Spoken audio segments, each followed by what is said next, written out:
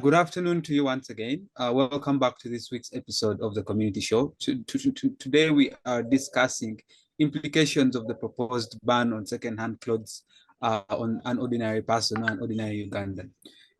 Statistics have it that the industry of selling second-hand clothes, according to reports by USAID, indicate that they employ close to 400,000 people, and that means it influences approximately 1.4 million lives. That said, tonight I'm joined by Mr. Moses Buyinza Imelda and Mr. Musinguzi GoodLuck. Briefly, I'm going to get to my panelists to say hello, and then we can begin the conversation. I'll begin with you. I'll begin with the lady, or the only lady on the panel for now. Mrs. Imelda, kindly turn on your microphone and say hello to. Yes, good morning, everyone. My name is Imelda Namutebi Babirye. I am the CEO, co-founder, Darraine Stiches. We make clothes out of different materials, pati, ankara, casual, and any other cloth that you would like to pick for you. Thank you. Thank you very much. We are very happy to have you here, and we'll listen from the creativity that you have. But with this proposed ban, I know it has put you and your company on tenterhooks. But nonetheless, Mr. GoodLuck, kindly introduce yourself, and you're quite a familiar figure on this show. But nonetheless, you have to say hello to the viewers. Good afternoon, members. I'm called GoodLuck Musinguzi. I'm a journalist and a user of second-hand clothes. So I am one of those. I don't know. I have to increase my budget to see that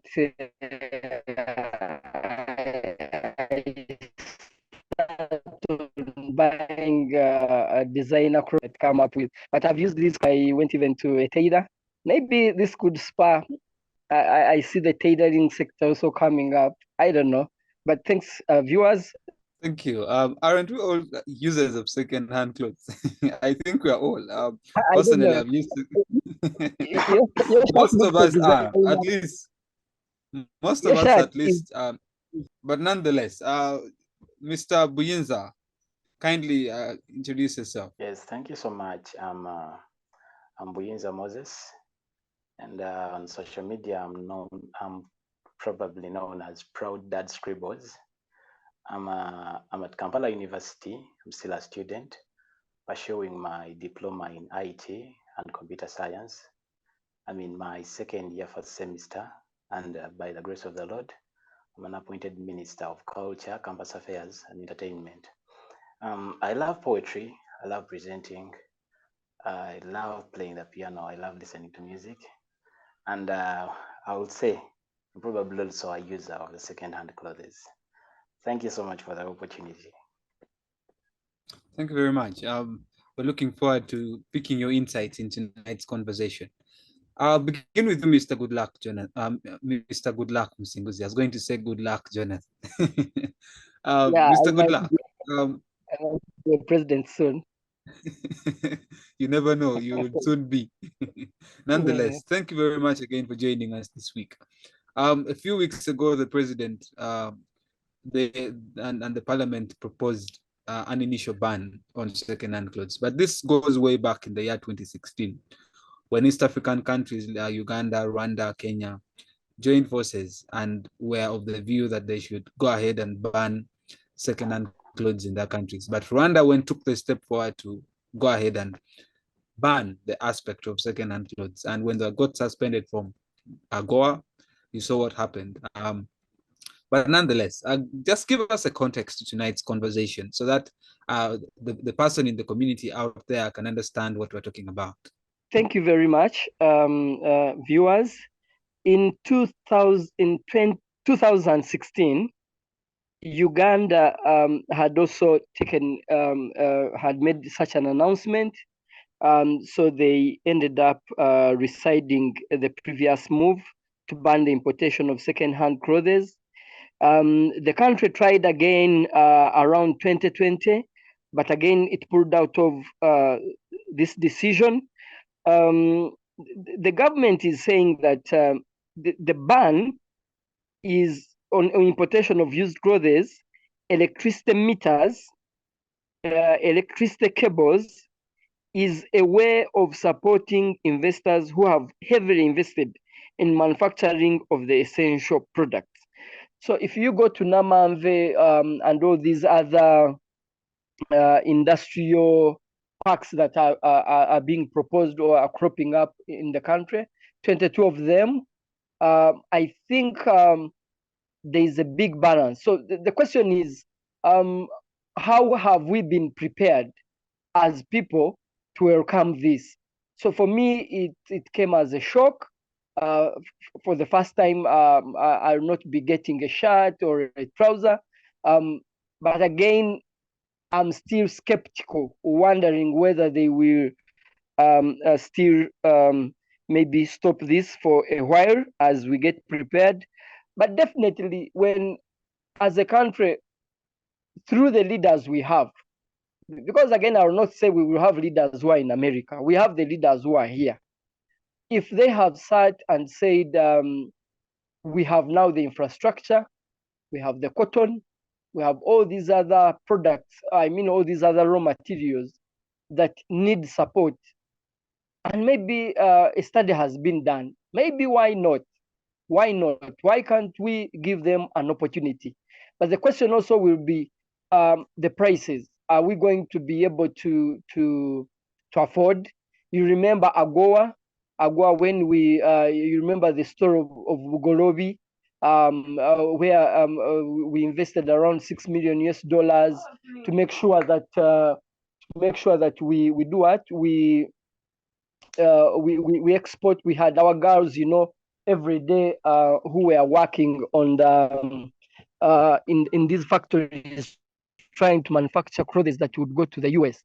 How did that project also end is another story. As a user of second-hand clothes, I don't think these clothes take away my dignity. I've used them since childhood. I'm now over 40 years. So that means they have supported me along the way. They are affordable. Sometimes they look so nice. But Africa is on another journey. Are we going to keep importing used clothes from outside? Are we going to bring back the nightie? If, by the way, I used shirts, uniform from nightie in those years. I think many of you maybe were not born here that time. Can we see that? And for me, my suggestion as I finish for this introduction is that if we could start with uniforms, maybe the army uniforms, the school uniforms, and all these other government entities, I think for some reasons, we would be able to spur the industry, and then maybe gradually take the decision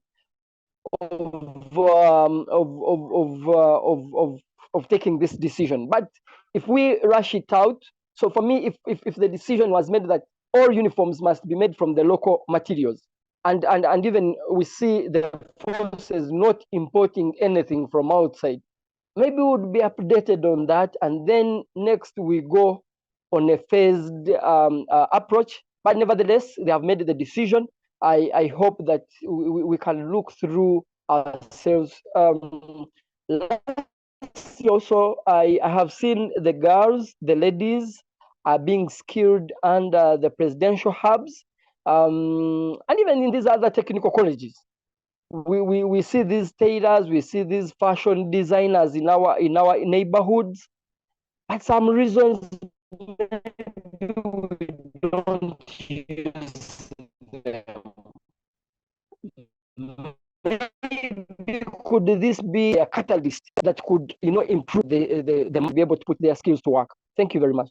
Thank you very much, Mr. GoodLuck. That has been a wonderful introduction, and it covers most of the areas and the aspect of the proposed ban is on grounds of loss of dignity, trying to propose an alternative to give market to the tailors, among others. Very good introduction. Let me get to the lady on the panel, Imelda. Imelda, I just want to pick your thoughts on tonight's conversation before we delve into discussing it into detail. Just quickly. Yes, thank you very much. First of all, for our topic today, really is a great topic for my industry, because I directly work with the fashion industry. I make clothes, and I think it is a very interesting topic for us. First of all, what are second-hand clothes? To me, I look at them as unique. You usually get unique pieces out of second-hand clothes, and I think buying and selling second-hand clothes is environmental friendly and very great for our wallets. In most cases, they are price friendly and they save our environment in a way. When I go and buy a second-hand clothes, we wouldn't have to go and fabricate a material to make a new outfit. However, due to the fact that they have, it has made the industry, the manufacturing industry here stuck, because if there is an option of a cheaper second-hand cloth, why would I go and tailor at Tenji, for example? But to me, I think the ban of second-hand clothes will not improve our sector in any way. It would maybe at a long term, but for now, I think a gradual ban would bring more impact. If it was gradually banned and not, as they say, immediately, if there was a gradual ban on second-hand clothes, I think it will work in a way. How do I suggest that they can do it? First of all, they can increase on the taxing of second-hand clothes. They can reduce the taxes on the materials, for example. That means if they reduce the taxes on the materials, the production costs of the new clothes are going to become less expensive than they are right now. Then they can improve the infrastructures, the communication. Let them put everything in place for the manufacturers here to be able to produce clothes to sustain the market. Because, for example, right now, I must say tailoring is growing. I've grown up in the tailoring industry and I know where it has come from. Today, it is growing to an extent of, I don't know if any of you have passed via Ham shopping grounds. There is, I think it is Block S, Block E and F. They are full of sewing machines, all those blocks. People have even gotten the ideas of copying the fashions on the Asian market, and they are producing, let me say, 1,000 pieces. They are selling them around the country. They are producing very many clothes, but I mean, the electricity is very high. The production costs is high, meaning by the time they finish the outfit, it is going to be expensive for the normal person down at the grassroots. So I think banning clothes is not really going to grow our sector, because first of all, we also benefit from second-hand clothes. First of all, we copy fashions from there. Number two, we recycle. Many times we've gotten second, still at Tam Tower, many times I've seen these gentlemen who go downtown, we know they go and get second-hand clothes, they come and recycle them into better outfits. So I think a gradual ban would actually be better than completely banning the hand clothes. Thank you. Thank you very much, Imelda. You highlight very important issues. You suggest that, you see, second-hand clothes are unique. And in second-hand clothes being unique, using them is one that is environmental friendly. They are affordable. But then you say that banning the importation of second-hand clothes at once will not improve, but rather you suggest a gradual ban, which means you say they have to increase taxes on second-hand clothes, reduce taxes on materials to help reduce cost of production for the local market. But then you talk about improvement of infrastructure. I'll get back to you on the question of increase of taxes, because we have seen the government in the year 2019 did the same. But I'll get back there. on the question of effectiveness and how we can improve that. But let me get to my brother, Buyinza. Buyinza, quickly, as everyone else has been giving their thoughts on tonight's conversation, I would like to get the same from you so that I can pick your thoughts and see how we can drive this conversation. Okay, thank you so much. I've been looking at something. I've been looking at the class of people that are using the second-hand clothes. First of all, in Uganda, the biggest percentage of the population is occupied by youths, of which these are youths that they don't have jobs. Most of them are not earning so much because on record, the average income in Uganda is at $78, which is around 29,000 around that, 290,000.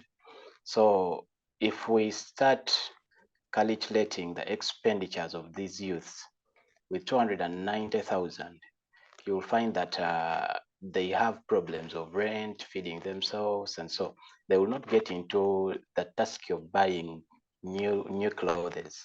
Instead, they will resort to second-hand clothes. Personally, I'm also a student, and I have fellow students who also find it as a challenge to purchase. Let's say someone needs a suit, and then you go into a first-hand shop. These are shops that sell clothes at first hand, find a suit at 600,000, which is covering almost all your tuition at campus. So it will be difficult for us to cope up with this, because when they impose this law and they decide to ban it at once, then we don't know how we are going to do it, because number one, that the economy has gone too high to the extent that these days money appears as if it is not money. People are not benefiting from the economy as they used to. These days feeding has gone high. So sometimes we look at the basic things that we are supposed to be doing, and we look at some things that we can do without or with, but they don't need us to do with them urgently. Those are things concerning maybe fashioning, because most of us, with men, you can have 3 trousers and then just a series of shirts, and you're doing well with fashioning. But now let's look at the side of ladies. These are people who can decide to get, is a person can decide to get 50,000 shillings, then she goes out there in the second-hand clothes, purchases over 15 pieces, comes up to the tailoring place, they amend them, they mend them properly to make better fashions out of them. But if we happen to ban these, the country happens to ban the second-hand clothes, then I don't know where the biggest percentage of people is going, because some people are piled up with a lot of responsibilities like taking care of the family. Some of them are taking care of families out there. Some of them have children. Some of them don't have jobs. Some of them have jobs, but they are earning to mouth. What they earn is what they eat. What they earn is what they use for clearing the bills. So when we look at the biggest percentage of these people that are in the country, those that are benefiting from the second-hand clothes and the cheap products is the biggest percentage of the people in the country. So if they put up this ban, that means they are putting up this law favoring the people from the first class, or let's say those people that are able to earn a lot, of which these are not people that are coming to the market to buy to buy these products. So I also suppose, just like my sister Imelda said, I also suppose maybe if it was a gradual ban, if it wasn't proposed at once to say let's ban it at once and for all, if it was a gradual ban and they remove it slowly but slowly, the more they do this, they have to also work upon the economy, because if they don't work upon the economy, then we don't know how these people are going to cope up with this, because if the economy is high and then they are banning second-hand clothes, the country is at a real risk. The youth are at a real risk. Youths are going to go back to, they are going to resort back to where they were. That's drug addiction because of stresses, alcoholism. So we are going to find that the country is going backwards instead of moving forward. Most people are doing this business. there are those who are there and they're doing this business. But when they're doing it, some of them are getting money out of it and making development somewhere else. So let us look at this. If this is banned, then we don't know. What if they also decide they banned the use of second-hand clothes? They no longer have jobs. That means they're going to go back to the villages. They're going to go back to where they stay. They're going to resort to, some of them will want to stay in the city. And this is where we are going to find that the crime rates are again running higher than they have been, because they have been going lower, but again, they're going to run higher because people are going to have a pursuit of wanting to get money, and now their businesses are closed. So we shall end up having thieves, we shall end up having robbers, murderers, and we're going to record many cases of crime rates from the youths, because this is a business that is benefiting so much of the youths. The biggest percentage is youth, those who are moving around with clothes on the streets, those who are parking on the streets, those who are putting up lanes on the streets to sell these clothes. And there is that bracket of those who are buying and using them. Personally, I have at least experienced the second-hand clothes, and I like them because they are long-lasting. You can combine different pieces and make up a full suit out of the second-hand clothes, of which if you make up this suit, people will look at you and they will be like, wow, you're nice. And then you will be wondering, what is the difference between you and the person who is getting a suit at 800,000? Some of us do not earn a lot of money in a year. Some of us are not having jobs that are on market that we can earn a lot of money. So I don't think that the motion of banning these second-hand clothes at once will be working out better. Maybe gradually, if they are two, and if they have thought about the economy and the people in the country. Your argument centers around the aspect of livelihoods, that banning, immediate ban of second-hand clothes is going to affect livelihoods.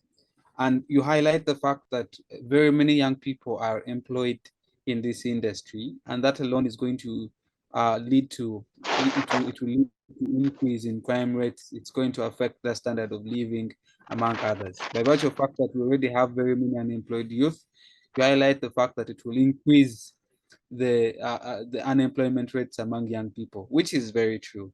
Which now brings me back to Mr. GoodLuck, Jonathan. Oh, sorry, Mr. GoodLuck Musinguzi. My question is in line of employment and livelihoods. Earlier on, when I was making the introduction, I clearly showed that a report by USAID indicated that the second-hand industry, second-hand clothes industry in East Africa employs close to 400,000 people. And indirectly, it improves livelihoods of 1.4 million people in East Africa. Now, let us speak to the issue of employment and livelihoods, particularly in Uganda. We know that very many young people are unemployed, and this proposed ban could, as my brother Moses said, could lead to more unemployment rates. So, my question is, how might the ban on second-hand clothes impact the livelihoods of people involved in collection, sorting, repair, and resale of these clothes? Mr. GoodLuck? Thank you very much. The ban started on Friday 1st because of the recording. So if this Friday or last Friday 1st, September, the ban will have taken place. The president said, I have declared the war on second-hand clothes, promote African wear. We are going to stop the importation of second-hand clothes, create jobs, to create jobs for the textile factories. Anybody who stands in my way, I'll crush him. We will not allow second-hand clothes to enter the country. I was seeing here that most of the used clothes almost in the developed countries, 15% end up in East Africa. So the 400,000 people and the other million people who are impacted by this, I think for me, to add on the voice of others, is that, for example, if you have people who are dealing in this sector, have you called them and maybe had a deeper discussion and maybe try to prepare them to join, for example, in Bali, there are 15 factories which are producing textile from our cotton. Can we find a way of training people so that, like what Buyinza has said, we don't see people, you know. We've been joined by our fourth panelist. Let me kindly engage you for now. Macklin, before you joined, the panelists were briefly giving us their insights on what they think on tonight's conversation. I quickly want you to come on, introduce yourself, and give us your immediate thoughts as we delve deeper into the conversation. Macklin? Sorry, sorry, there's a call coming in, but I've stopped it. I was saying we start with from transportation. There are those people who transport this to Uganda. They get jobs. Then when we reach the stores, people pay taxes. Then they are transported to these shops. There are those who load and off-road. They get some money. Then there are those who sort. Then there are those again who transport up country. They pay rent in these buildings. So for me, it's a whole sector. It's a whole, it's like cutting off one of your arms. It's like cutting off your arms. It doesn't stop at you stopping the clothes come, but how about where I was renting? Now the people in real estate, those who are building those, so we are going also to see a reduction of people who are renting. So are we ready to cut off one arm on our body? I don't think so. So for me, I think the president has made a pronouncement. I think now it should go back to the minister in charge of trade or the whole sector. They have a robust PS. Why doesn't she look for money? They start sensitizing people, plus the investment authority. They talk to people. They prepare them to start importing these things, these textiles from Bali and wherever other ginger. But as we said, again, I would wish to know how much we are going to lose. Of course, we have been losing the dollar, taking lots of money to China. And even in the geopolitics of the world, are we ready? Are we ready? It's a very big question that when these countries also, when you touch something where they have been getting money, I don't know how they turn back. And so unemployment, the livelihoods, it's a whole chain. And as I said, it's not even an arm only. Maybe you are going to take off an arm and a leg. How are we going to make sure that these people, these 400,000 people being talked about, these other people who get support from these people, don't get cut off? Otherwise, we don't want to create a catastrophe where we have really a quarter of our society. Yesterday, I was in Kazo and I passed through Katonga River and I was in Chegegwa.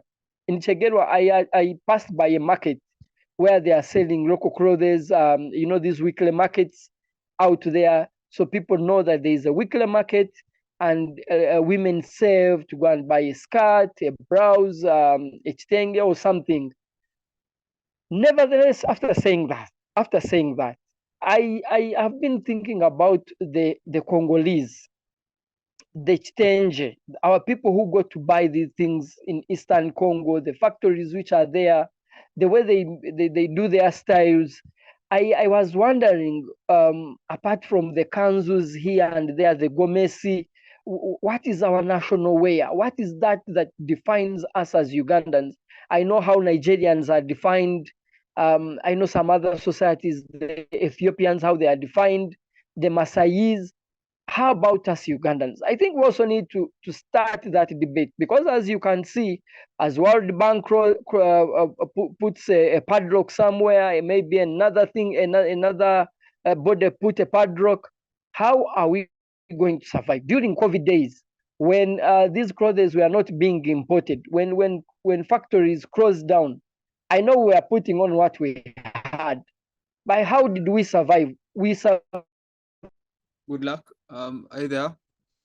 this, the coffee, and all these other things. So I think it's a debate that is good, but as everybody is saying, why don't we do it gradually so that we don't cut off? Good luck. We have lost you again. Anyway, we shall get back to Mr. Goodluck when he gets back. For now, let me engage with you, Imelda. Imelda, earlier on in your submission, you highlighted a number of issues relating to, you said second-hand clothes are environment friendly, they're affordable, the ban will not improve, but rather a gradual ban is what you suggested. What we see, or what has been happening in East African countries, inclusive of Uganda, from the year 2018-19, the various governments increased taxes on second-hand clothes, and that saw a number of outbursts from the business personnel who deal in second-hand clothes. Now, which other way? Because we have seen increase of taxes, but it has not yet worked. So, what other way can we then move that gradual ban that you suggest? Yes, thank you very much. So you have said they have increased the taxes, but on the second-hand clothes, but the gradual ban did not work out. So the other ways, I think it has to be a uniform push. It has to be a uniform push. They don't have to only increase the taxes on second-hand clothes. First of all, the only way this ban will be beneficial to the manufacturing industry is if they have also helped the manufacturing industry to grow. Number one, if they have subsidized the local production in order to increase the local manufacturing, how do they subsidize?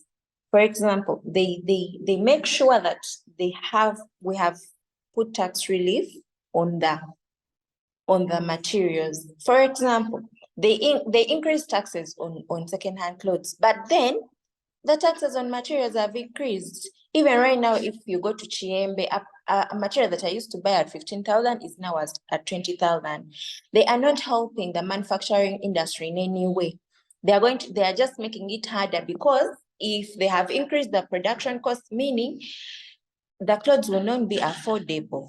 So still the person will go back and purchase second-hand clothes. So it's better it is a uniform push. As they are increasing the taxes on the second-hand clothes, let them reduce the taxes on the imports of materials. Let them make sure that there is sustainability and reliable raw materials that are going to produce this material. For example, let them give tax relief to the factories that are producing the cotton, let them give tax reliefs to the tax incentives to the manufacturing factories. Let them reduce power supply prices for the factories. In a way, they hope the factories produce. And then the transport infrastructure. If, for example, like how one of the panelists said, there are very many factories in Mbale producing textiles. If a factory in Mbale is producing textiles, but there is no way they can transport to the Kampala market, it becomes hard for someone in Kampala to access the textiles that are produced in Mbale. So the transport infrastructures, the communication, they also have to control on the new clothing. There is a lot of new clothing being imported from Asia. If they really want to grow our local market, then they also have to control on the new clothing, because, for example, if you go to Kwalise right now, a lot of new clothing has come into the country. There are very big boutiques in the country that are selling new clothing. I think banning second-hand clothes when the new clothing are also coming in as much as they can, it won't help the local manufacturing sector still.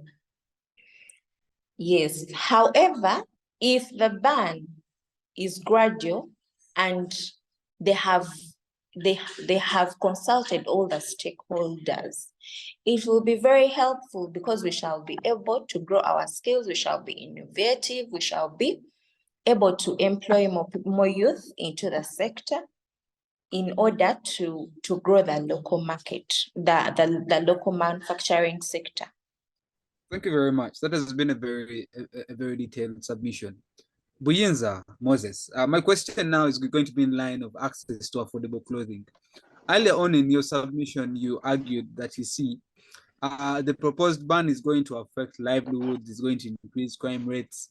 And you see, you brought out the example of a suit, these suits that are possibly, the so-called shoved suits cost approximately 800,000, which is very expensive for, let's say, campus students such as yourself.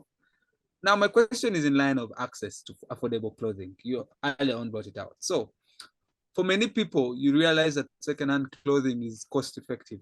So to access quality clothing, so the only way they get quality clothing is by buying secondhand clothes. So how might a ban affect individuals and families with limited financial resources? And the other question is, are there alternatives to put in place to ensure that affordable clothing are provided for the populations that used to go for secondhand clothes? Okay.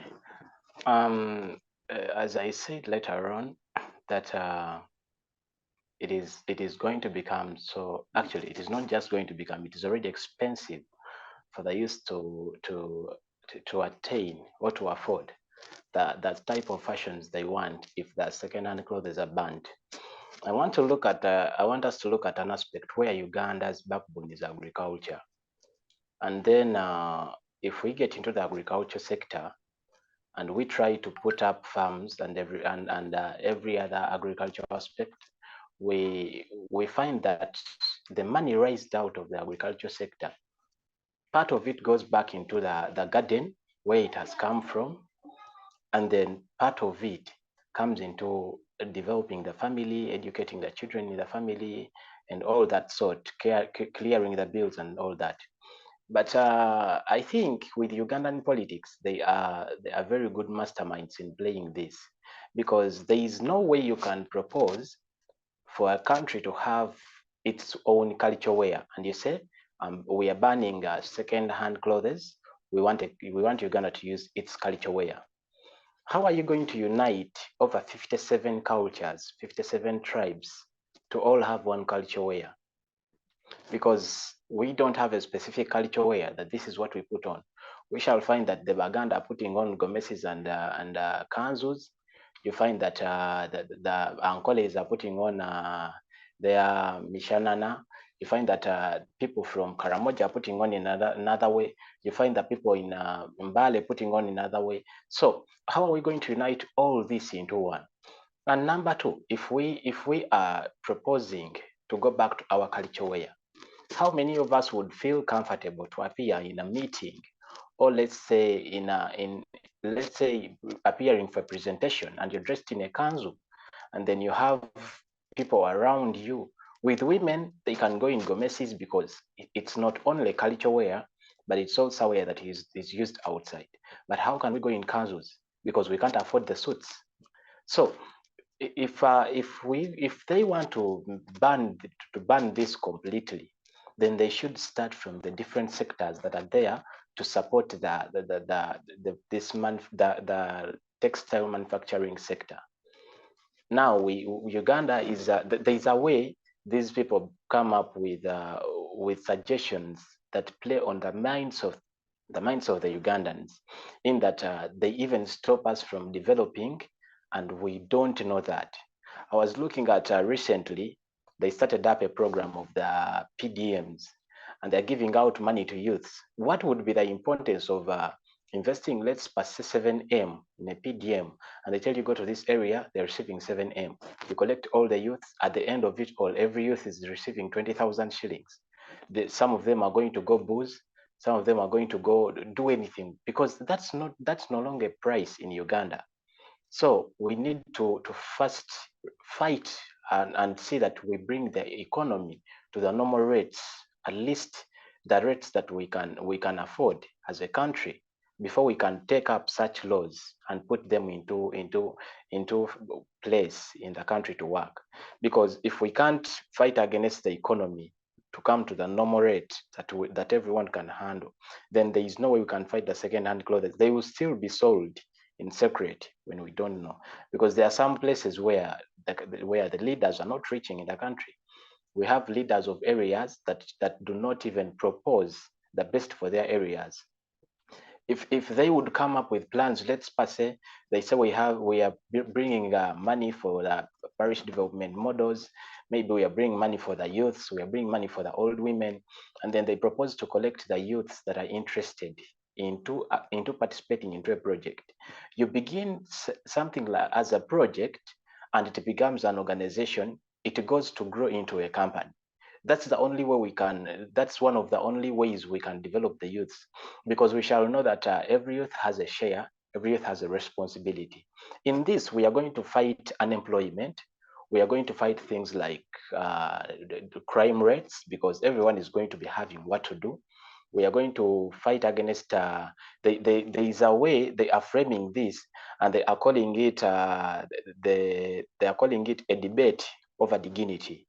So if we are fighting for dignity and respect, then if a youth is holding a position, a leadership position, is leading somewhere in an organization or a firm or a company, they are earning money out of it. They are seeing they have made some development, because it is very hard for youths to make up developments for them or for themselves. Wake up one morning and then you're like, I'm making up a development. I have ever tried it myself before I joined campus. I started up a stationery. And at the end, I was challenged by paying rent, and you have to invest into the business. But now that what you count as a source of income you have is the business, and the business also needs another source of income to invest into it, of which, if that source of income is there, it also needs to be invested into in order to get what to invest into the business. So I ended up bringing the machines back home, and they are inside the house seated.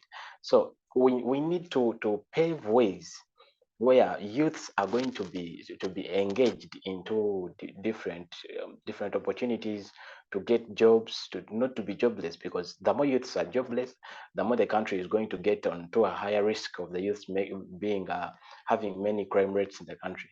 So if we can fight upon that, if we say we have made up an organization out of the money that is provided for the PDMs, let's say they are rearing chicken, they are rearing hens, poultry, they're rearing birds, or they're rearing cattle, or they're rearing pigs, then they can start from there. In a 3 years' time, every youth will be able to benefit out of such a project. Every youth will, let's say after 3 years, you get the regime that has been on, you make for them individual projects. Everyone has an individual project. Then you install others into the project. This is going to help us to develop the youths. Slowly by slowly, you see the youths coming out.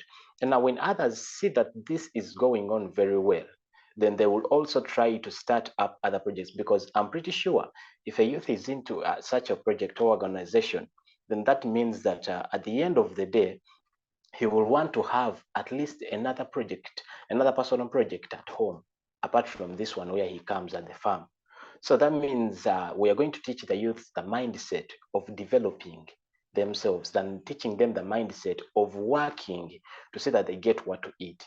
But if we go on and ban the second-hand clothes, then the question is, how are the youth going to get money? How are they going to live? How are they going to be fashioning? Because we are in an era where the youths mind about fashion so much. Because number one, fashion gives you an identification. Fashion gives you a responsibility.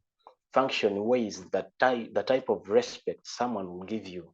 Fashion tells the whole you. It tells your character. It tells your attitude.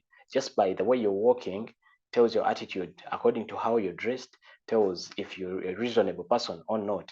So if they've chased such things out of the country, then how are we going to handle the youth? We are going to have youths that are going to start feeling inert in public.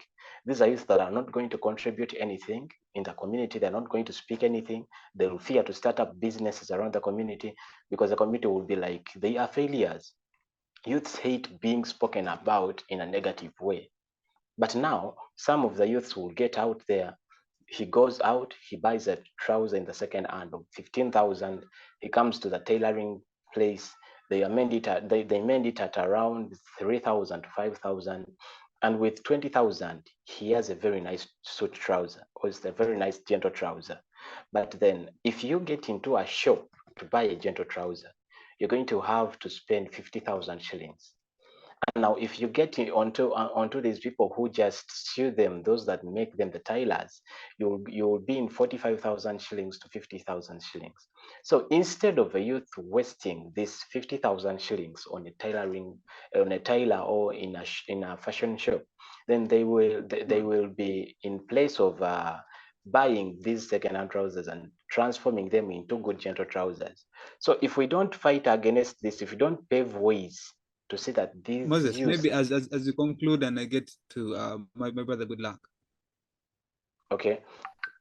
So what I mean is that if we can get a way, maybe start up different farms, different organizations where youth shall be employed and freely, because there is a way they put an end to the employment of youths, the qualifications that are too high for the youths to come in.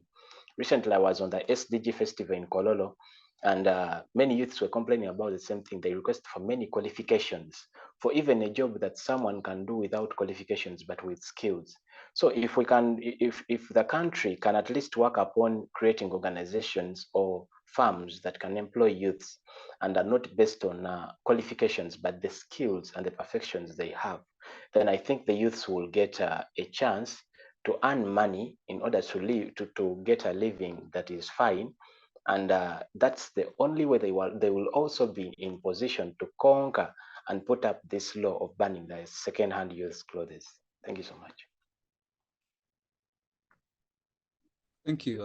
That has been a very detailed and quite an interesting submission. Good luck. I want to get to you briefly to talk about the environmental considerations that second-hand clothes have. You know, second-hand clothing contributes to reducing textile waste and environmental impact of new clothing production.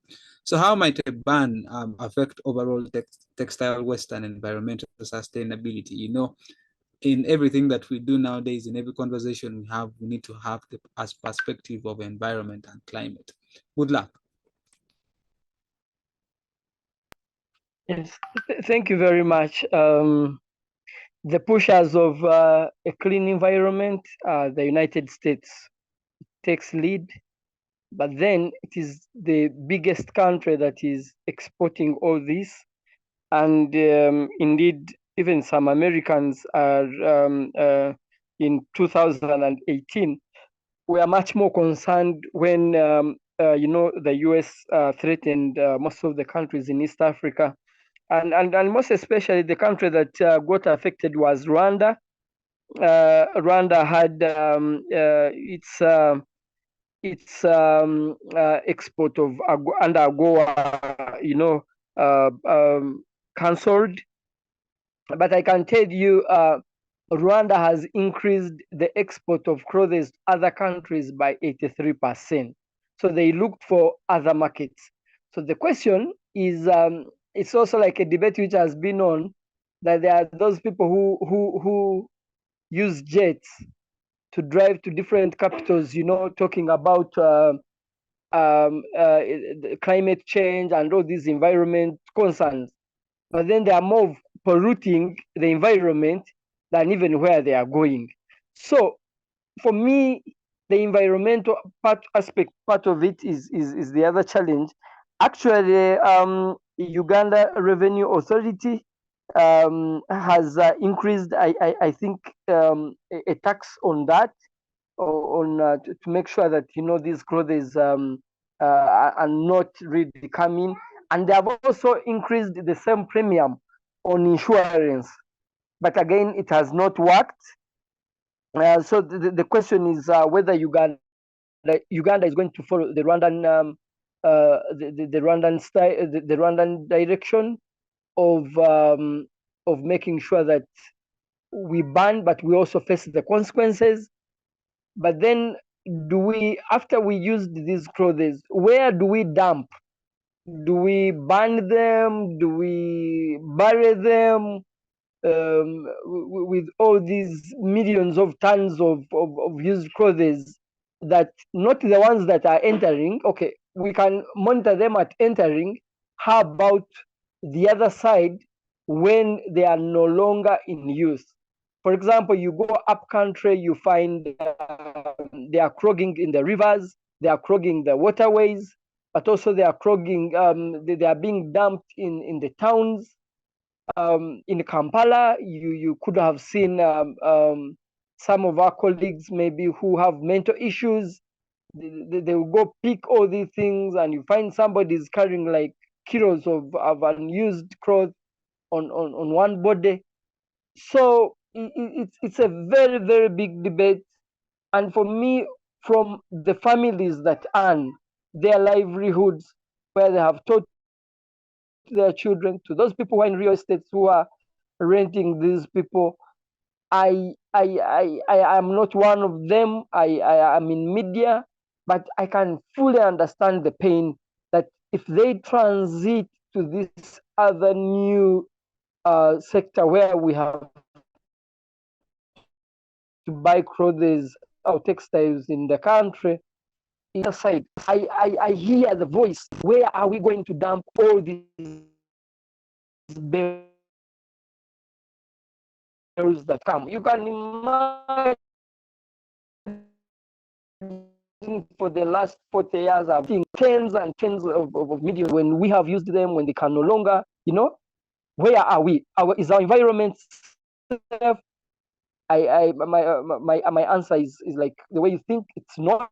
We are really. So is Africa a dumping site?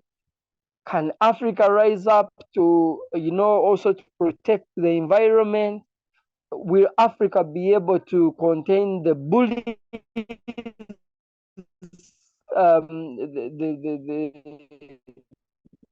These other countries, and I remember in 2018, President Trump, with a simple stroke of a pen, Rwanda stopped benefiting from benefits of AGOA and all these other things.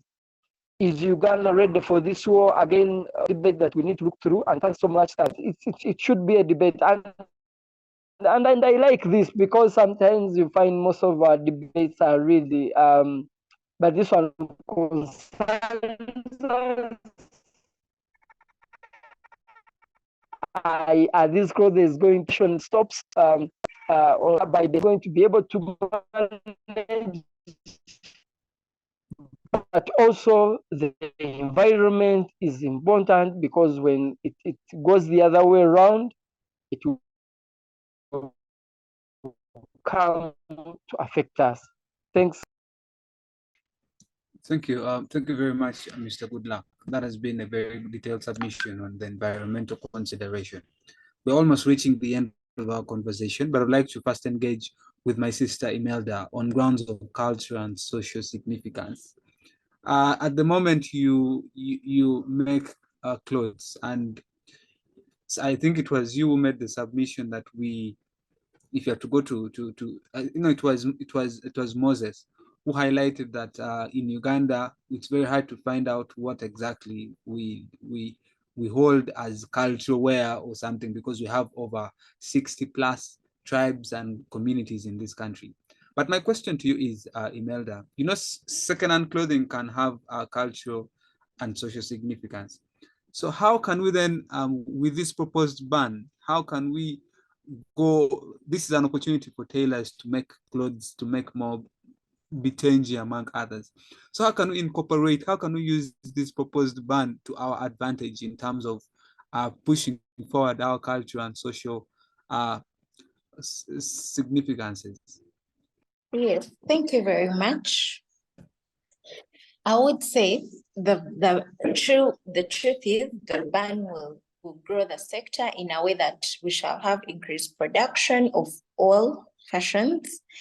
And for our social culture, and first of all, I want to disagree with what he said, that we will not have, what will we wear? You can't go with a kanzu to the office, or yeah, he said something like that, because when we are tailoring, we make everything. We make casual clothes, we can make suits. So There will be options. We shall have options, yes.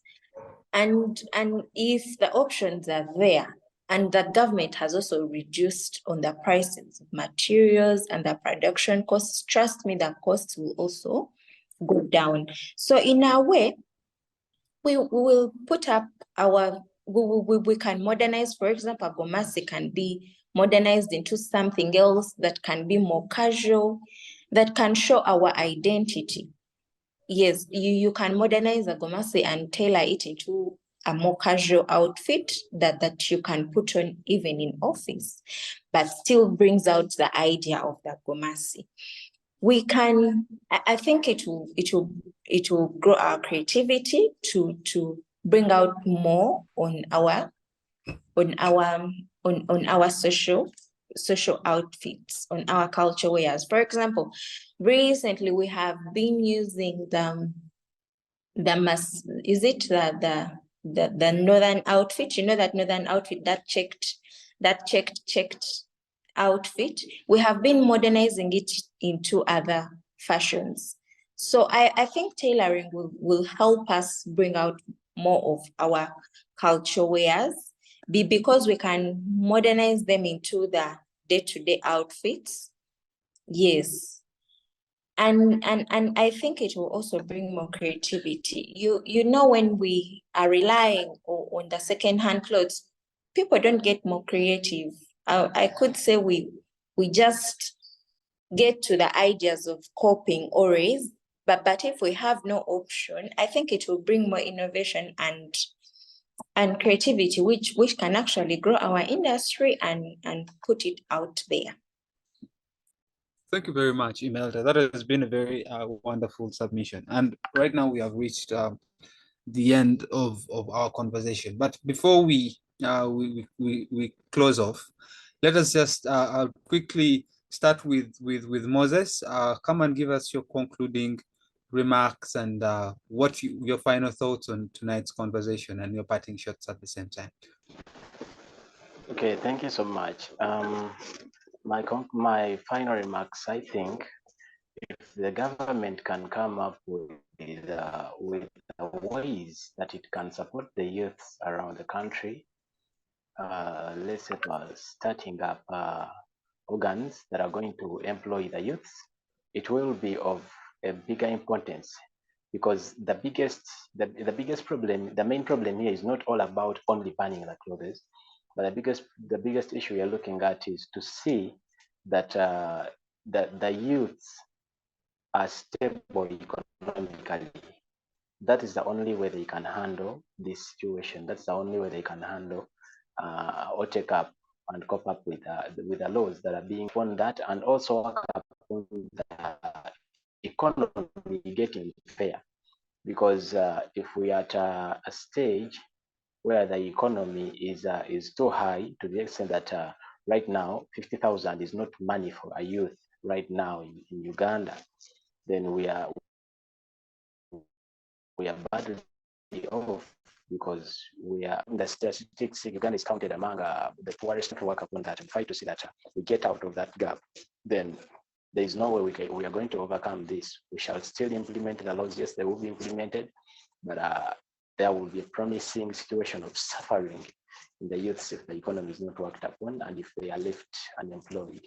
Because if we are going to chase away if the country is going to ban what they've been taking as jobs, as employment, then that means they're increasing the number of unemployment. So as they ban the employment in other sectors, let them create a space for them getting jobs in other sectors. So before they ban down the other ones, they should open up a new sector where the youths are going to get jobs. Thank you so much.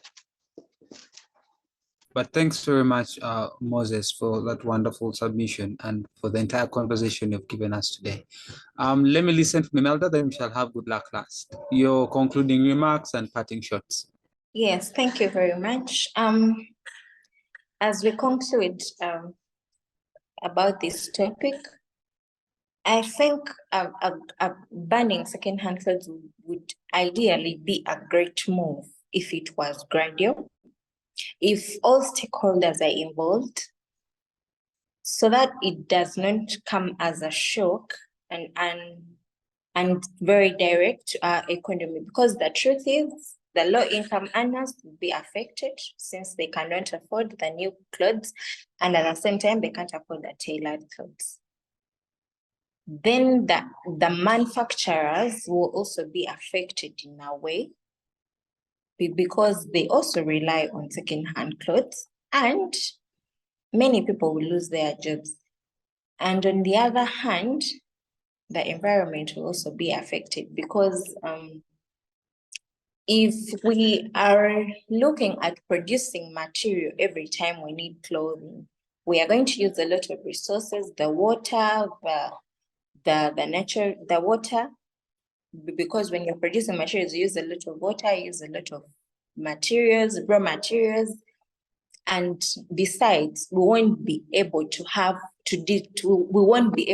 recycle the second-hand clothes, meaning we are disposing them on the land, which will affect our land. Yes, so I would say it can be a gradual process, and where they have prepared all these, for example, they've prepared where they will dispose of the second-hand clothes, when they've prepared the raw materials, when they have put everything in place to make sure the ban can be successful. However, it will be very helpful for the manufacturing sector. We shall have to grow. We shall employ more people. There will be innovation. We shall be able to export in case they have put for us incentives.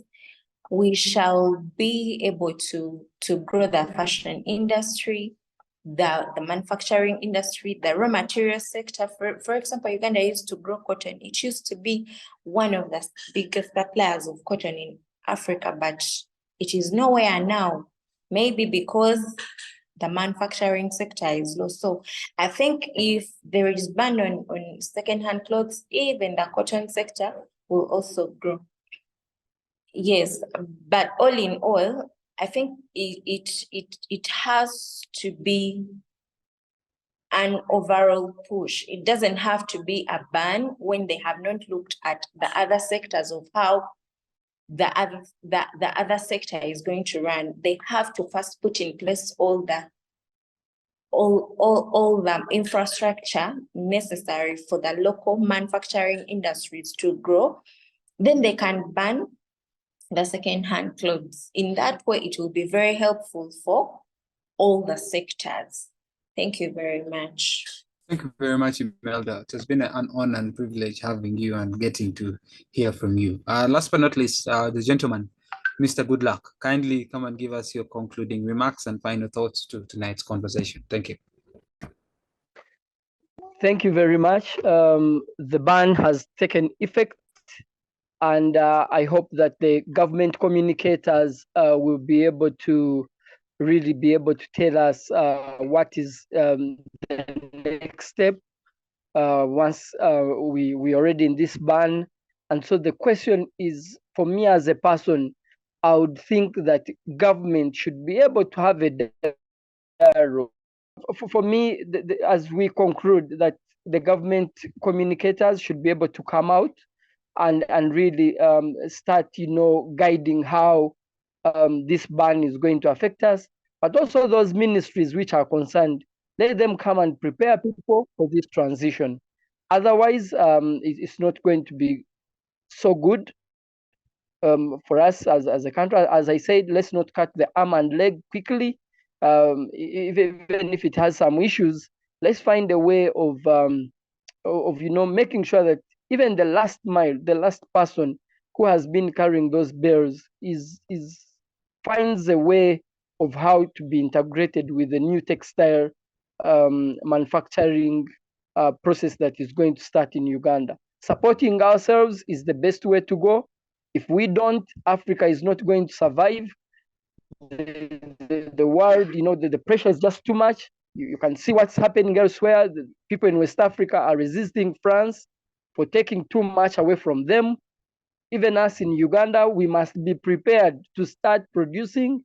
We must see those young girls, the ladies out there who are doing tailoring. They should be enabled to make sure that they also start making money. We have youth who don't have, like Moses was saying, they can be absorbed in this. And yes, it's true, there has been a plan to skill them. We now have hundreds of them skilled.